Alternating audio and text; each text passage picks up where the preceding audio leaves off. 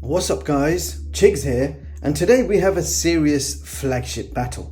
On one side we have the premium powerhouse, the Samsung Galaxy S26 Ultra, and on the other side we have the performance focused disruptor, the POCO F8 Ultra.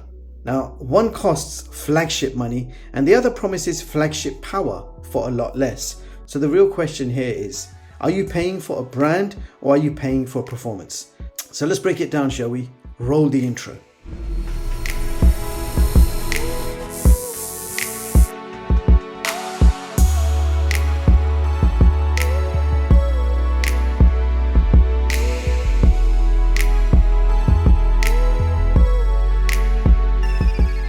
Okay, so before we start this epic comparison, let's talk money.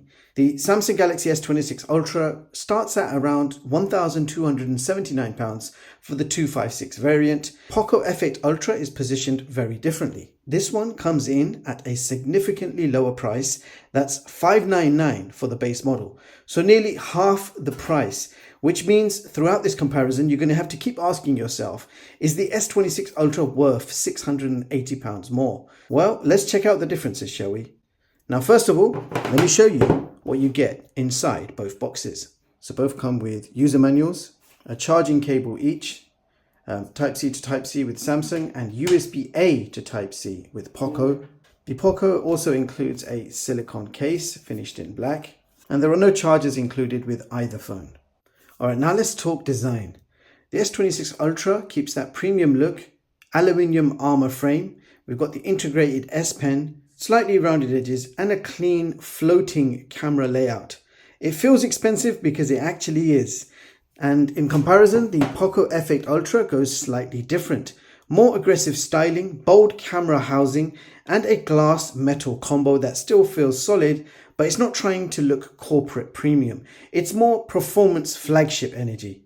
And in the hands, the S26 Ultra feels refined and premium, and the POCO F8 Ultra feels bold and powerful. Alright, now let's compare the ports. Starting off with the Samsung, you can see we've got an antenna line, a dual 5G SIM tray, a microphone hole, a Type-C charging port that does support display out, and a single speaker grill, followed by another antenna line, and then we have the S Pen location. Now in comparison, the POCO has single speaker, we've got two antenna lines with a Type-C port in the middle, and I can confirm the Type-C port does support display out. And then we have another microphone hole and a dual 5G SIM tray. Both phones have their volume rocker and power buttons on this side, and you can see they both have two antenna lines each. And on this side you can see Samsung has a single antenna line and POCO has two antenna lines. And up on top the Samsung has a single antenna line and two more microphones to play with, and Samsung's secondary loudspeaker is on the earpiece. And at the top of the POCO phone we have two antenna lines, we've got a bunch of microphones, the secondary speaker is also on the earpiece, but the POCO has an extra feature. We also have an IR blaster which is located within the camera module. And of course Samsung does not give you an IR blaster. But the Samsung also has a trick up its sleeve in the form of the S Pen. And the S Pen is a great tool for jotting, writing, taking notes, etc. So the S Pen advantage to the Samsung. Alright, moving on to the displays. Both phones bring high refresh rate AMOLED panels. The S26 Ultra features a 6.9-inch Dynamic AMOLED 2X display with a Quad HD Plus resolution of 3120 by 1440 and up to 120Hz refresh. This phone also pushes 2600 nits of peak brightness with top-tier collaboration and is built for outdoor visibility, and HDR10 Plus is also supported. Now in comparison, the POCO F8 Ultra also has a 6.9-inch 120Hz AMOLED display with a higher 3500 nits of peak brightness. It's a Pro HDR display supporting Dolby Vision, HDR10 Plus and HLG. And if we talk about glass protection, Samsung's panel is protected by Gorilla Glass Armor 2 versus POCO Shield Glass. And I've used both phones without cases, and the POCO has a screen protector already applied. Now it's not a very good screen protector, and within the first 5 minutes of using the phone, the screen protector scratched up pretty bad. It's nice to have a screen protector included, but it's not a very good one. If you don't like scratches on your phone, you need to remove that screen protector, buy a better one from Amazon and stick it on, and then you're good to go. Now, Samsung doesn't ship with any screen protector applied, And after more than 7 days of usage, the screen is absolutely pristine. Not a single scratch, not a single mark, and I have been using both phones without a case. Also, Samsung's display tuning is usually next level when it comes to brightness control and color accuracy. So if you want the absolute best panel, Samsung edges it, but if you want smooth and bright and vibrant colors without overspending, POCO delivers a very good experience, plus advantage of Dolby Vision and higher peak brightness. Alright, now let's talk performance. Both phones are powered by the Snapdragon 8 Elite Gen 5, built on a 3nm process paired with the Adreno 840 graphics. However, Samsung features a customized 4 Galaxy version of the chip, which is slightly tuned for higher clock speeds and deeper optimization within One UI. So in real world use, that can translate to marginally better sustained performance and tighter system level efficiency compared to the standard version in the POCO F8 Ultra. So both powerful chipsets offering top tier gaming performance, very high and stable frame rates, extremely fast app launches, and smooth heavy tasking on both devices. Now on paper, performance should be almost identical, but the real difference comes down to the tuning and thermal management. The Samsung Galaxy S26 Ultra tends to focus more on sustained performance and long-term stability, and Samsung also prioritizes keeping frame rates consistent during extended gaming sessions while maintaining controlled thermals. The POCO F8 Ultra, on the other hand, runs on a slightly more aggressive performance profile. In short bursts, it can feel extremely fast and very responsive, sometimes pushing harder out of the gate. But if you're gaming casually or doing everyday tasks, both phones are going to feel incredibly powerful. If you are gaming casually or doing everyday tasks, both phones are going to feel incredibly powerful. But if you care about long session stability, temperature control, and overall refinement under pressure, Samsung typically has a slight edge there. Now let's talk cameras. Both phones come with strong flagship camera hardware, but they take slightly different approaches. Starting with the Samsung Galaxy S26 Ultra, the main camera uses the 200 megapixel Samsung ISO cell HP2 sensor, which is a large 1/1.3 inch sensor with an f1.4 aperture and optical image stabilization. Samsung uses pixel binning to combine pixels and produce brighter, more detailed photos, while still allowing 200 megapixel shots if needed. For the ultra-wide camera, Samsung uses a 50 megapixel Samsung ISO cell JN3 sensor with an f1.9 aperture, which should capture plenty of detail for landscapes and group photos. When it comes to zoom, the S26 Ultra features 2 telephoto cameras. There's a 10 megapixel Sony IMX754 sensor offering 3x optical zoom, which works really well for portraits, and you also get a 50 megapixel Sony IMX854 periscope sensor, providing 5x optical zoom with OIS for long distance photography. And on the front, the S26 Ultra uses a 12 megapixel selfie camera believed to be the Sony IMX874 sensor designed for better HDR and video. Now in comparison, the POCO F8 Ultra sports a very capable triple rear cameras.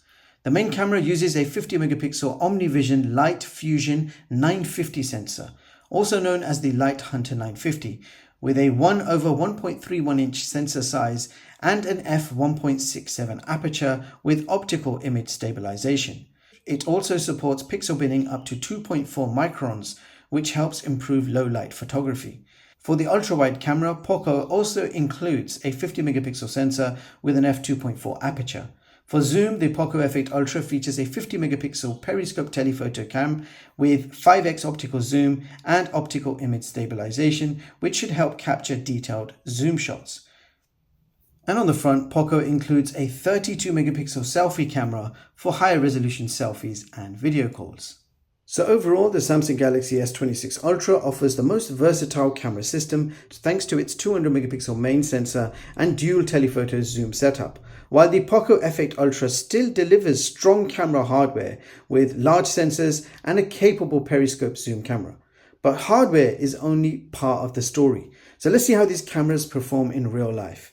So here are the camera samples for both phones, and I'll let you decide which one you prefer, and do share your thoughts in the comments. 8K 30.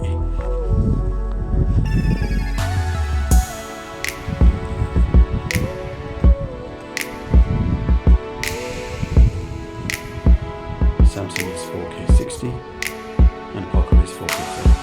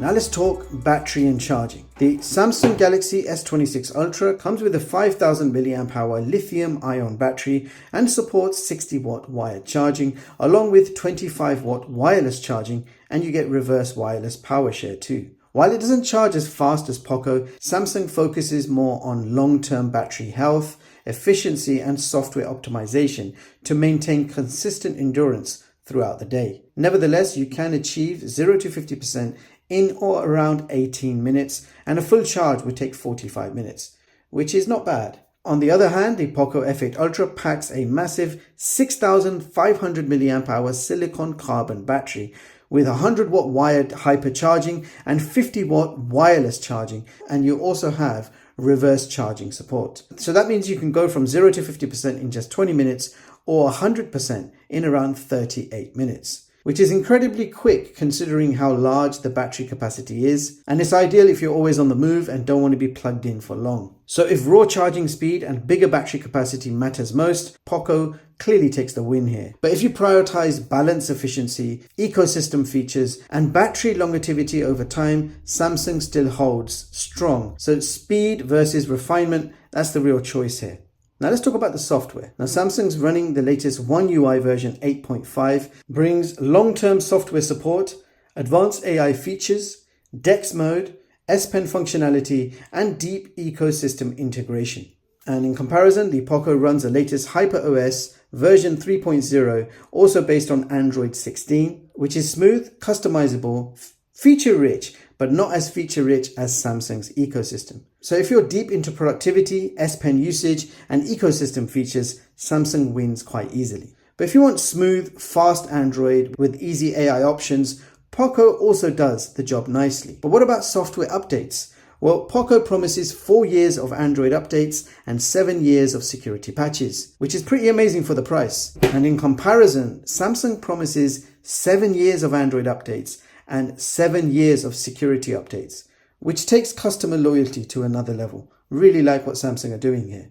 And if we compare the benchmark results, starting off with Geekbench, the Samsung scores 3700 single core versus 3572 and 11300 versus 10769.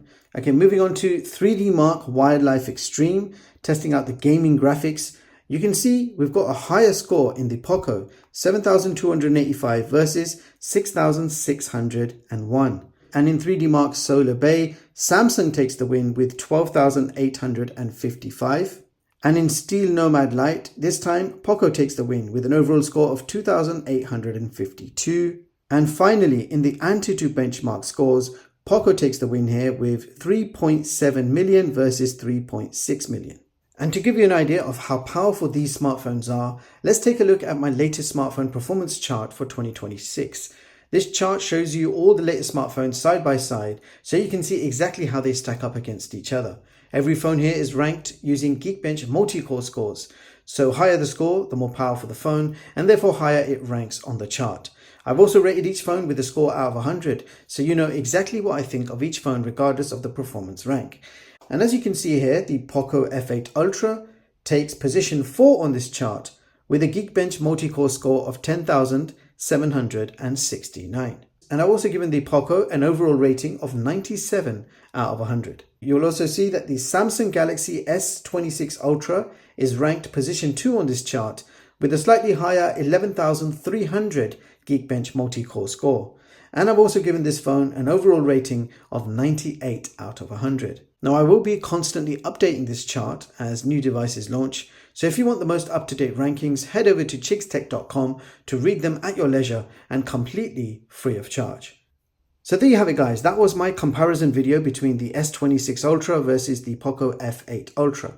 And to wrap things up, both of these phones bring flagship level features, but they focus on slightly different strengths. So let me quickly break down the strengths and weaknesses. So starting with the S26 Ultra, the biggest advantages here are the premium build quality, extremely versatile camera system, and the S Pen support, which still makes it unique in the smartphone market.